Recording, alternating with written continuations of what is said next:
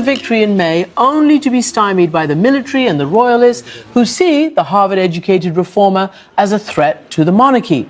His supporters flooded the streets, and now it's unclear what will happen next.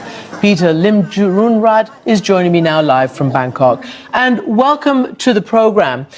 So we've been discussing in this program, welcome, the idea of younger generations, the need and the demand for reform, wherever it might be, in the West, in Asia, in all over. What is going to happen to your supporters, to the protesters who are in the streets, to the very idea of democracy in Thailand, if somebody who won the election is simply barred from taking his seat? I think what the protesters are demanding is that in any functioning democracy, whoever wins the election should become the prime minister and have both the authority and the legitimacy to lead. However, the current situation in Thailand, if just to give some context to the viewer, is the clash between the politics of elected and appointed. The lower house is through election, which I won. The upper house, the senators, are appointed by the military junta after the coup. So because of that, to choose a prime minister, you have to have the consensus of both the elected officials as well as the appointed officials. So that's basically Thai political landscape in a nutshell. So what's going on a official level? What is your recourse then? Because your opponents have accused you of essentially disqualifying yourself because of holding shares in a media company. What is that all about? It's a made-up case against my prime ministerial candidacy. The fact is, I don't even own the shares. My late father owned it. It's a defunct media company that closed down 17 years ago, and I can never get any political gains from holding those shares as an inheritance management. However, with the coincidence, the case against me was decided 2 hours before my prime ministerial selection in the parliament. So that's a kind of coincidence that begs skepticism from both the Thai media as well as the international media that follow Thai politics pretty closely. But what is your resource going to be, or your resort going to be? Because, they say you might be suspended. Not only won't you become prime minister, you might not even have the opportunity to continue in parliament. Can you use this accusation to your benefit? Do you think you can win a case and somehow revive your political career? Well, first thing first, my renomination as the Prime Minister of Thailand is still possible. A lot of cases that was done against me, if as per your question, what can I do? At the very minimum, the right to appeal, the right to argue my case, the right to tell my side of the story.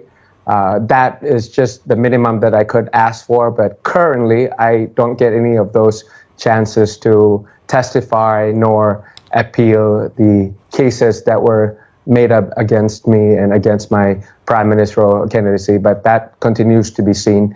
If there was a call from the Constitutional Court for me to argue my case and explain my rationales for holding those chairs from my late father, as the inheritance manager, hopefully that will clear things up and hopefully my candidacy is back on track.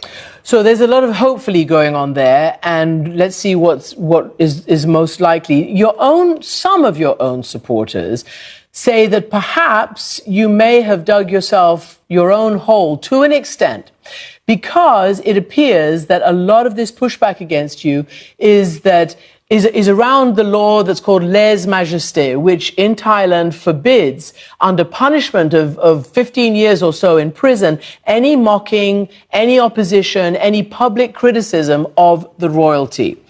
And you, in your campaign, had tried to mitigate that. In other words, you had wanted, you didn't talk about getting rid of it. You actually talked about perhaps reducing, the harsh response and sentences.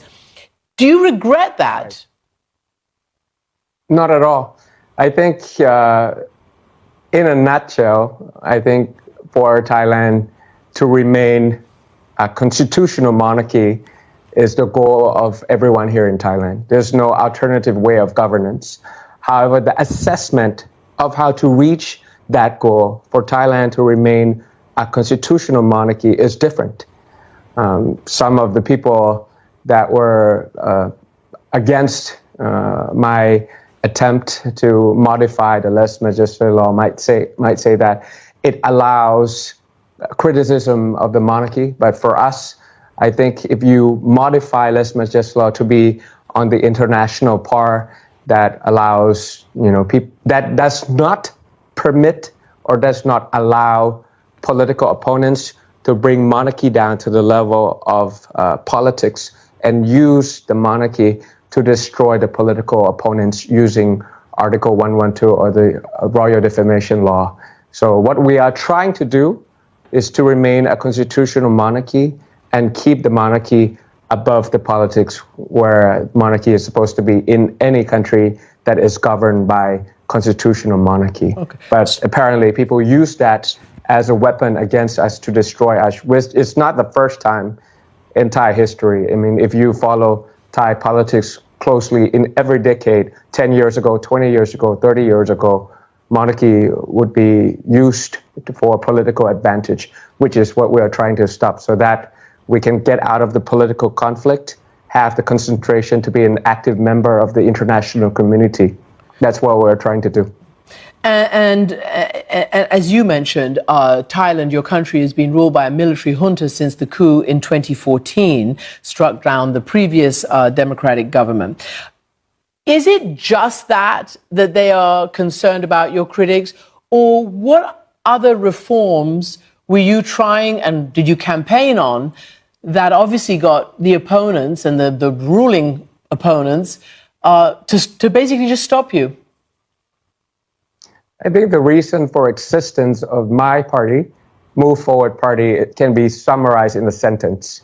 That's 3 Ds: to demonopolize, to decentralize, and demilitarize Thailand.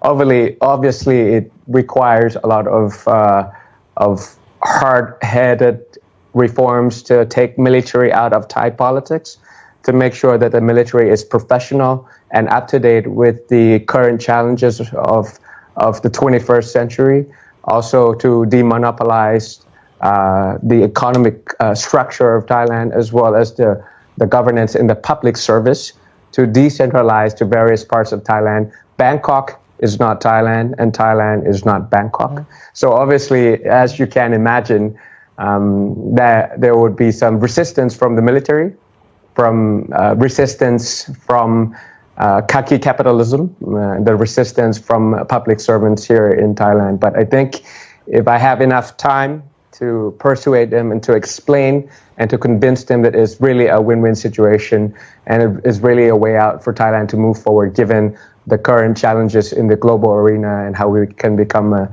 active member in the national community and get back to the current state of the world. So finally, first, the message to your supporters. I want to know what you're going to tell them because they're still on the street.